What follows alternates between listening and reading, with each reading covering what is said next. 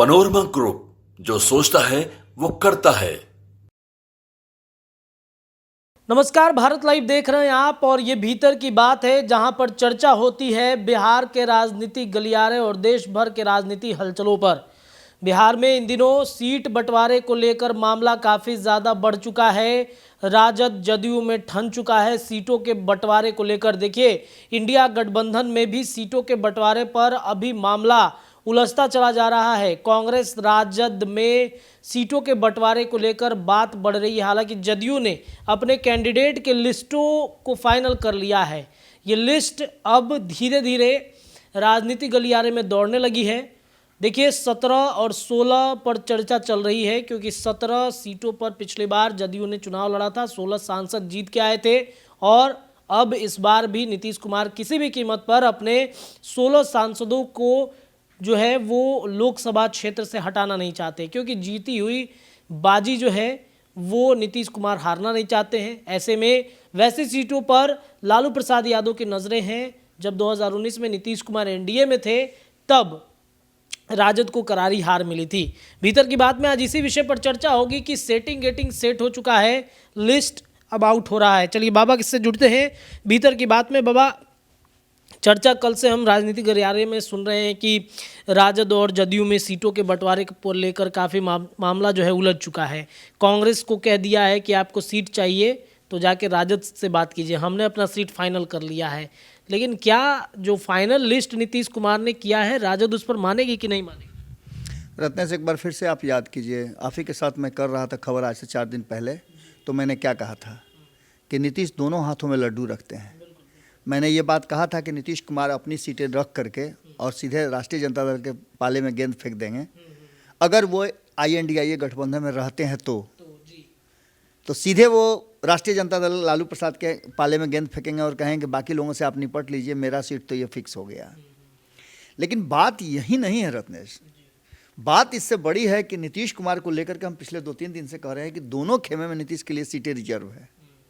ये बड़ा नीतीश कुमार को एक बड़े नेता के रूप में दिखाता है और उनकी स्ट्रेटजी को कायल दिखाता है, क्योंकि एक तरफ जहां Bharatiya Janata party seat sharing का जो फॉर्मूला तय कर रही है उसमें नीतीश कुमार का नाम आ रहा है। दूसरी तरफ अगर लालू प्रसाद सीट शेयरिंग का फॉर्मूला तय कर रहे हैं तो वहां उनका नाम आ रहा है नीतीश कुमार का।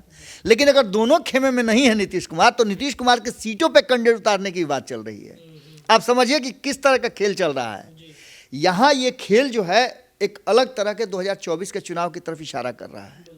आज हम आंकड़ों के साथ कुछ बैठे हैं, जिन आंकड़ों में अगर देखा जाए तो यदि नीतीश कुमार भारतीय जनता पार्टी से समझौता कर लेते हैं और अगर समझौता होता है तो खेल कुछ अलग होगा, अगर समझौता नहीं हुआ तो क्या होगा। इन सारी बातों को अगर आप बहुत गौर से देखेंगे तो अगर समझौता नहीं होता है तो नीतीश कुमार की 10 सीटों पे भारतीय जनता पार्टी की कड़ी निगाह है, पैनी निगाह है। हो सकता है कैंडिडेट भी लेकर के पूरा हो जाए, जो कैंडिडेट नीतीश कुमार के पहले से चले आ रहे हैं, कई लोगों का संपर्क भी चल रहा है। तो इसमें जो सीटें नजर आ रही हैं उसमें सबसे पहले हम सिवान से शुरुआत करते हैं, जो सबसे हॉट सीट है, क्योंकि उस पर जदयू की भी नज़र है, ऑलरेडी मैंने वहाँ सांसद उसी का है। राजद पूरी तरह से वहाँ फोकस किए हुए है, क्योंकि पहले राजद के ही कोटे में वो सीट हुआ करती थी। इसके बाद भारतीय जनता पार्टी ने 2019 में अपनी जीती हुई सीट नीतीश कुमार को दी थी, ओम प्रकाश यादव को वहाँ से हटाया था। अब 2024 में क्या होना है, तो अगर नीतीश कुमार से सेटिंग गेटिंग नहीं होता है तो ये मान के चलिए कि ये सीट नीतीश कुमार के हाथ से निकलनी तय मान के चलिए, क्योंकि राष्ट्रीय जनता दल से के साथ अगर वो चुनाव लड़ते हैं तो दोनों इस पर है। एक तरफ जहां राष्ट्रीय जनता दल इस पर अपना उम्मीदवार उतारना चाहता है, वहीं दूसरी तरफ भारतीय जनता पार्टी एक बार फिर से 2 लोगों का नाम सामने रख रही है, जो चर्चाएँ चल रही हैं। एक है मंगल पांडे, दूसरा है ओम प्रकाश यादव, जो कि 2 बार वहाँ से, एक बार निर्दलीय और एक बार शहाबुद्दीन को, दोनों बार उन्होंने शहाबुद्दीन को मात दिया, एक बार शहाबुद्दीन की पत्नी को, एक बार शहाबुद्दीन को। इसके अलावा अगर बात करें तो सुपौल की सीट, ये भी नीतीश कुमार से छीनती हुई नजर आ रही है अगर वो एनडीए गठबंधन का हिस्सा नहीं होते हैं तो ऐसी स्थिति में सुपौल की सीट पर आपको पता है कि सबसे ज़्यादा कौन उम्मीदवार जो है चर्चा में चल रहा है। लगातार आपने वहाँ जाकर के सर्वे भी किया है, वहाँ बैद्यनाथ मेहता का नाम चल रहा है और बैद्यनाथ मेहता वहाँ पूरी तैयारी कर रहे हैं। आपने देखा होगा कि भारतीय जनता पार्टी के नेताओं के साथ भी उनका उतना ही मधुर संबंध है जितना RLJD जिस पार्टी के वो हैं उस पार्टी के लोगों से। मतलब सम्राट चौधरी से उनका मिलना जुलना काफी ज्यादा। बहुत लोगों से उनकी मुलाकात हो रही है। लगातार भारतीय जनता पार्टी के कई नेता उनको बहुत पसंद करते हैं। कारण है कि वहाँ उन्होंने अपना एक प्रभाव छोड़ा है और वो प्रभाव कहीं ना कहीं ये बात तरफ इशारा कर रहा है कि ये सीट नीतीश कुमार के खेमे से बाहर जा सकती है। वहीं अगर बात करें मुंगेर की तो सबसे ज़्यादा हॉट सीट बना हुआ है। यहाँ आपने देखा होगा कि विजय सिन्हा ताल ठोक रहे हैं, तो वहीं आप प्रगति मेहता की बात कैसे भूल जाइएगा। धानुक समाज से आते हैं, एक तरफ जहाँ 29 तारीख को वहाँ कार्यकारिणी की बैठक चल रही थी और दूसरी तरफ यहाँ ज्वाइन कर रहे थे जदयू के प्रगति मेहता, तो इनका भी नाम उस पर खूब जम के आ रहा है। और धानुक समाज का वहाँ अच्छा खासा वोट है, 2.5 से 3 लाख के आसपास वोट है और उस समाज को खुश करना भी भारतीय जनता पार्टी अब शुरू कर चुकी है। इससे पहले भी आपने देखा होगा कि राज्यसभा और MLC को लेकर के भी काफ़ी चर्चाएं चली, जिसमें दिया भी गया। बात अगर करें गोपालगंज की, तो गोपालगंज में एक बार फिर से जनक राम जो सीट छोड़े थे 2019 में, टुकटुका रहे हैं। वो भी एकदम ताल ठोक रहे हैं कि इस बार तो हमारा ही है। अगर ये समझौता नहीं होता है जदयू से तो की बात मैं बता रहा हूँ। इसके बाद सीतामढ़ी की सीट, तो सीतामढ़ी की सीट पर ज़्यादा नहीं बोलेंगे, XYZ। इसलिए कि देखिए इसमें 3-4 लोग जो हैं, जिसमें से एक व्यक्ति तो ऐसे हैं जो अपना नाम घोषित कर चुके हैं, देवेश चंद्र ठाकुर, पोस्टर भी लगवा दिए हैं। लेकिन उनके विरोधी खेमे में एक ऐसा शख्स है जो सबसे उसकी बराबर दोस्ती है। हालांकि वो नीतीश कुमार को किसी भी कीमत में छोड़ने के लिए तैयार नहीं है, लेकिन वहाँ स्थिति यह है कि अगर उनको नहीं मिलता है टिकट सिंबल, तो आप समझिए कि वहाँ जदयू बहुत कमज़ोर होगी और जदयू का OBC, EBC और दलितों के बीच में कमज़ोर होना, आप समझ ही सकते हैं कि परिणाम क्या हो सकता है। जो बाबा वहाँ कैंडिडेट हैं, जो विरोधी जिनकी आप चर्चा कर रहे हैं, उनके सबसे बातें होती हैं, हो सकता है नीतीश का दामन छोड़ना भी पड़े उनको। अभी तक तो ऐसा कुछ नहीं नज़र आ रहा है। अभी तक वो एक ही बात कह रहे हैं कि यदि मुझे मौका मिलता है तो मैं ये सीट निकाल करके जदयू के झोली में डालूंगा और यहाँ वो कड़ी टक्कर दे सकते हैं भारतीय जनता पार्टी को, ये उनका मानना है। बाबा दोनों ही नीतीश कुमार के बेहद करीबी हैं। बिल्कुल बिल्कुल, दोनों ही बेहद करीबी हैं। इसके बाद वाल्मीकि नगर की सीट, इसमें एक चौंकाने वाला नाम होगा। 2019 के चुनाव में आपको याद होगा कि ये सीट जो है वो जदयू के खाते में गई थी, लेकिन यहाँ कांग्रेस के तरफ से जो कैंडिडेट थे प्रवेश मिश्रा, ये वहाँ इतना ज़बरदस्त प्रदर्शन किए थे कि मात्र 22,000 वोट से हारे थे जो उपचुनाव हुआ था। आप समझ लीजिए कि यहाँ भी वाल्मीकि नगर भी अब कहीं ना कहीं उन पर नज़र, जो प्रवेश मिश्रा है उन पर नज़र और भी दलों का है, क्योंकि उन्होंने प्रदर्शन बहुत अच्छा किया था। और ऐसी स्थिति में वाल्मीकि नगर जो है, यहाँ भी जदयू के हाथ से ये सीट निकालने के लिए, सीट छीनने के लिए भारतीय जनता पार्टी कोई नया दाव खेल सकती है, इसमें कोई दो राय नहीं नजर आता है। तो वहीं काराकट की बात करें तो आप समझ लीजिए काराकट तो सीट छीनना ही छीनना है, क्योंकि वहाँ उपेंद्र कुशवाहा पहले से ताल ठोक रहे हैं और NDA का हिस्सा हैं। अगर नीतीश कुमार चले जाते हैं NDA में तब परिस्थितियां बदल सकती हैं, लेकिन अभी वर्तमान में काराकट सीट भी कहीं ना कहीं जदयू से छीनता हुआ दिखाई दे रहा है। तो जहानाबाद की बात करें तो यहाँ भी LJPR के चितरंजन कुमार उर्फ चिंटू भैया लगातार अब देख रहे हैं कि एकदम ताल ठोक रहे हैं, और जिस तरह से भारतीय जनता पार्टी के नेताओं के साथ उनका इम्पैक्ट है और भी NDA के नेताओं से इम्पैक्ट आपने देखा होगा। हाल फिलहाल में एक जहानाबाद में एक मीटिंग हुई थी जिसमें नित्यानंद राय थे, जीतन राम मांझी थे और भी कई दल के नेता, RLJD के बहुत सारे नेता थे, LJP के तरफ से उन्हीं को भेजा गया था, चिराग पासवान की तरफ से। तो इसका मायने होता है कि वो वहाँ पूरा तैयारी कर रहे हैं और ये सीट भी कहीं ना कहीं जदयू के हाथ से छीन सकती है भारतीय जनता पार्टी, ये भी नज़र आ रहा है। भागलपुर की सीट की बात करें तो वहाँ भी कई नाम सामने आ रहे हैं। एक तो नाम सामने ये आ रहा है कि वहाँ से शाहनवाज हुसैन को लड़ाया जाए चुनाव, एक बार फिर से उनको लोकसभा भेजने की तैयारी चल रही है। तो पूर्णिया के सीट पर भी कई दावे हैं, जिसमें एक व्यवसायी हैं, बड़े व्यवसायी हैं, मैं नाम तो नहीं लूँगा, लेकिन बड़े व्यवसायी हैं, रियल एस्टेट का काम करते हैं और काफ़ी वहाँ पूर्णिया में प्रचलित भी हैं, प्रभावशाली व्यक्ति हैं और हर दल उनसे प्यार करता है। हाल फिलहाल में उन्होंने एक कार्यक्रम भी किया था, जिस कार्यक्रम में लगभग सभी दल के नेता पहुँचे थे और उनके इस आयोजन को लेकर के और उनके जो काम हो रहे हैं उन्होंने पूर्णिया में किया है, आसपास के जिलों में जो किया है, आसपास के लोकसभा में किया है, उसकी काफ़ी बड़ाई होती है। तो एक कैंडिडेट तो पूर्णिया में उनका भी वहाँ भी सीट छीन सकता है जदयू से। और इसके साथ साथ दिलीप जायसवाल का भी नाम हल्का फुल्का में आ रहा है। दिलीप जायसवाल जो MLC हैं वो भी अपनी तैयारी कर रहे हैं, सचेतक भी हैं। अब ये तो हमने बताया कि जब नीतीश कुमार वहाँ नहीं जाएंगे तब। अगर नीतीश कुमार लालू प्रसाद के साथ रहते हैं और लालू प्रसाद से दामन छुड़ा लेते हैं, यानी उस खेमे में जाते हैं, तो यहाँ उनको किस किस समस्याओं का सामना करना पड़ेगा। तो यहाँ जो समस्या का सामना करना पड़ेगा वो उनको INDIA गठबंधन में रहने के साथ करना पड़ेगा।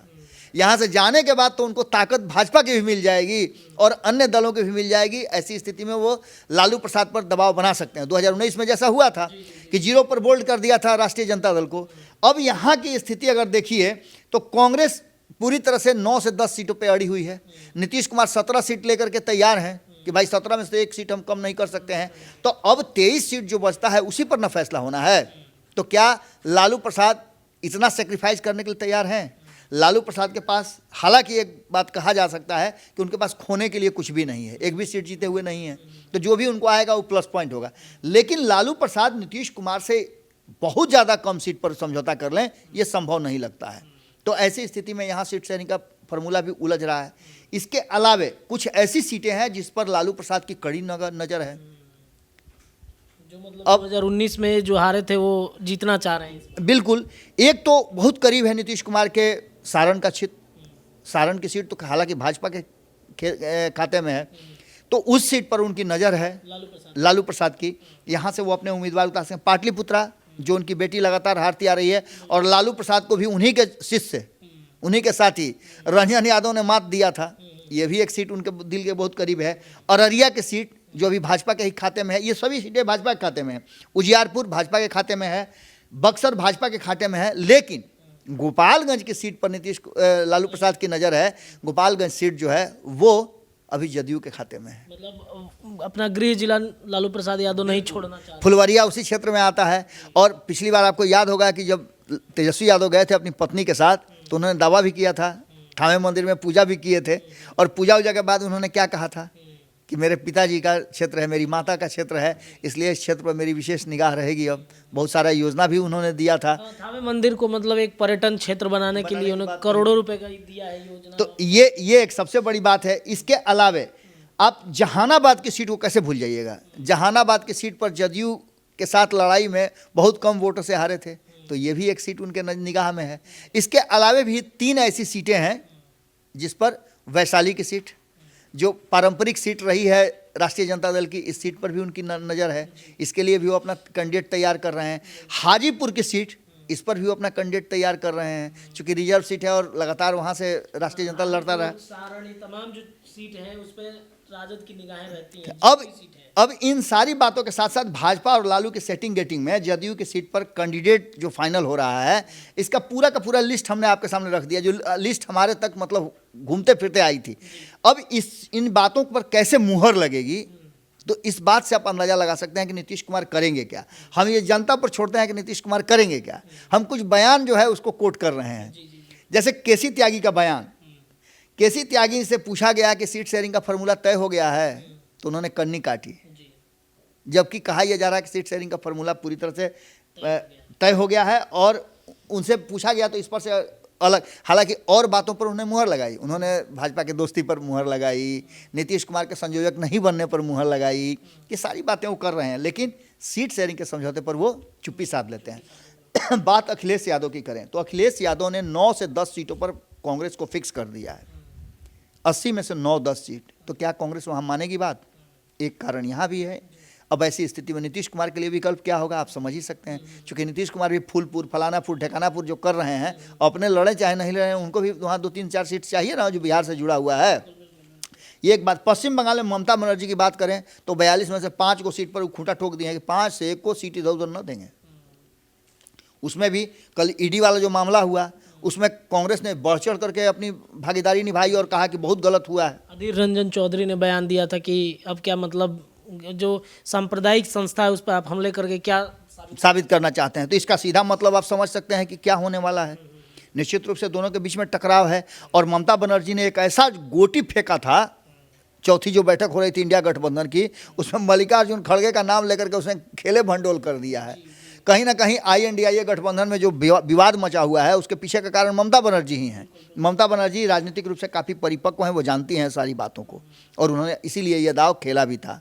अब इसमें कहा भी जा सकता है कि लालू प्रसाद की सहभागिता रही होगी और किसी की सहभागिता रही होगी। आपको याद होगा कि ये मामला कहाँ से उठ करके आया है, तो याद कीजिए जब आम आदमी पार्टी के कई नेताओं पर ईडी और आईटी के साथ साथ अन्य जांच एजेंसियों का दबिश बढ़ रहा था, तो अरविंद केजरीवाल ने सदन में इसका विरोध करने के लिए जो चिट्ठी बनी थी, उस चिट्ठी में 2 लोगों ने साइन नहीं किया था, उसमें कांग्रेस भी शामिल थी। और कांग्रेस ने इन पूरी बातों को लेकर के कहीं ना कहीं अपने आप को अलग रखा था। उस बाद में नीतीश कुमार के समझाने बुझाने पर और केजरीवाल से मिलने के बाद मामला तो वो बदला जो लेना जरूरी था, तो केजरीवाल ने वहाँ ममता बनर्जी के साथ लेकर के, ममता बनर्जी ने फुल सपोर्ट किया था, कांग्रेस से कहा भी था कि भाई केजरीवाल का साथ दीजिए, हम लोगों के गठबंधन के व्यक्ति हैं, गैर भाजपाई दल में सबसे ज़्यादा मजबूत ये हैं और नीतीश कुमार से भी मजबूत हैं, 2 राज्य में उनकी सरकारें हैं। तो इस बात को लेकर के भी अरविंद केजरीवाल ने जो कहा, और अरविंद केजरीवाल ने सीधे तौर पर दिल्ली में 1 सीट भी देने के लिए तैयार नहीं है। पंजाब में 1 से 2 सीट आप किसी तरह से ले सकते हैं तो लीजिए, ना तो वो भी नहीं देंगे।